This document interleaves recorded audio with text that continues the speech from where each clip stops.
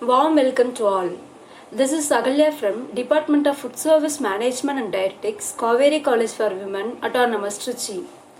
I am looking forward to talking with you about public health facility oriented food service establishments. Public health facility oriented is also called as welfare oriented food service establishment, which is defined as the art of feeding people who are unable to feed themselves.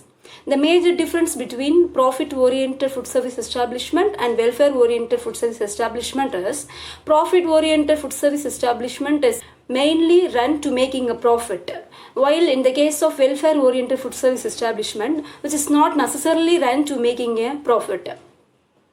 Objectives of public health facility oriented food service establishments: to cater the needs of people who are unable to feed themselves due to one reason or other reasons, to protect the health and welfare of those people on behalf of the nation, to serve food to people either for free of cost or at subsidized rate or at nominal rate without being concentrating on profit. Some of the important types of welfare catering includes hospital catering, midday meals or school food service, catering in schools, colleges, universities, canteen in educational institutions, hostel catering, old age homes or retirement residences, orphanages, remand homes, catering in prisons, catering in pilgrims in temples. Next, coming to hospital catering. Feeding patients in various healthcare institutions with therapeutic diet is known as hospital catering. Florence Nightingale, who was considered as mother of hospital catering, pioneered in this profession. Through her efforts, Diet Kitchen was set up in 1955 to provide clean, nourishing food for all the ill and wounded soldiers in Turkey. Employing qualified dietitian to administer dietary departments and providing diet counseling has become mandatory now.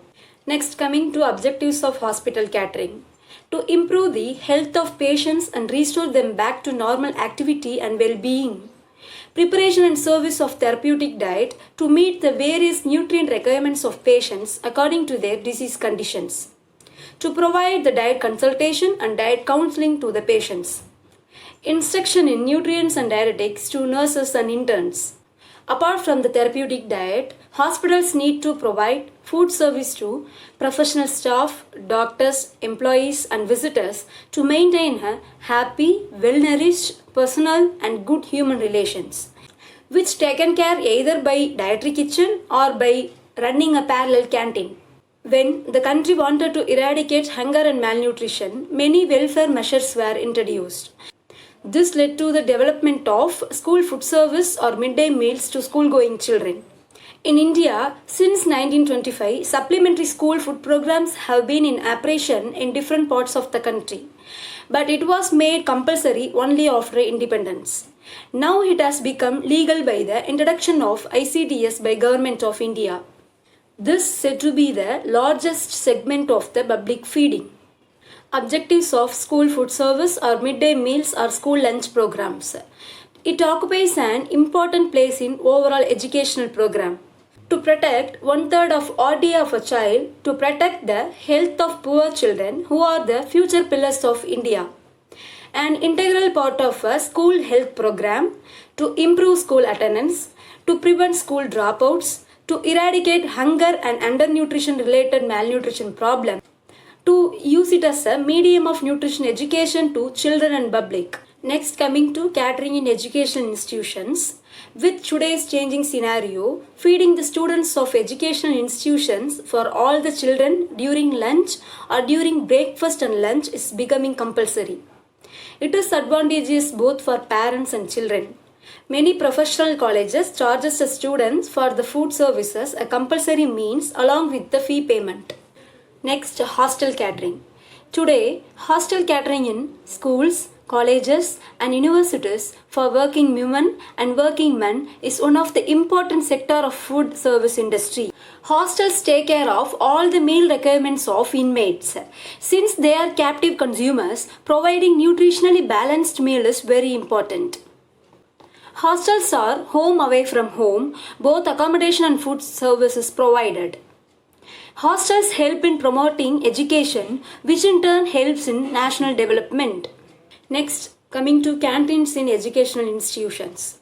One of the favorite places for students of educational institution is canteen. With changing scenario in lifestyle and increase in income of parents, many students utilize canteen service to have full meals or snacks. These canteens need to provide items to suit the purchasing power of the students. Next, old age homes or retirement residences. In the last 2 decades, at one hand, many persons approaching retirement have become interested in changing to a congenial and independent living situations with the minimum responsibilities.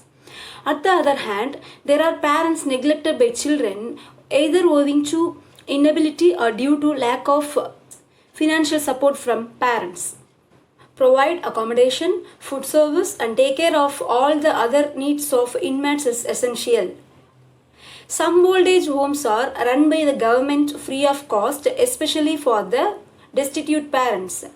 Many old age homes are operated by philanthropists and religious bodies. When we provide food service to old age, we have to consider the physiological requirements and problems associated with aging.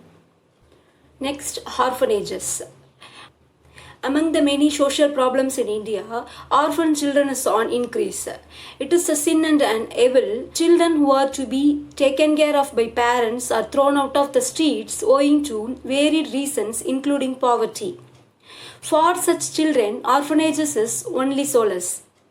All over the country, there are many orphanages for children of which some are run by government, few by religious bodies and some by philanthropists.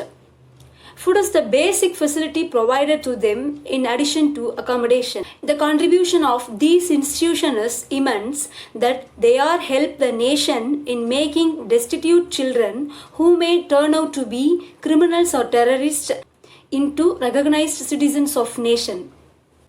Remand homes.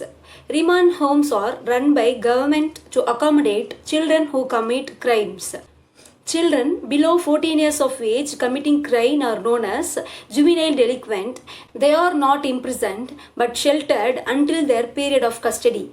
During their stay, they are provided food for free of cost as a welfare means and are also given services in order to make them understand the consequences of crime and ways of leading a respectful life. Next, catering in prisons. It is one of the important food service industry for particular number of people are lodged all over India in various prisons. The criminals are given free of cost food until the period of imprisonment. The inmates are provided with accommodation and meal service. Food is provided based on type of crime committed. Accordingly, food provided varies for terrorist criminals, thief criminals, taxpayer criminal and VIP criminals, etc. The services are provided by government only. Next, coming to the last category of public health facility oriented food service establishments, feeding pilgrims in temples. Provision of prasadam to devotees and pilgrims in temples of India has been there since time immemorial. With changing trends, temples offer a free meal services to devotees now.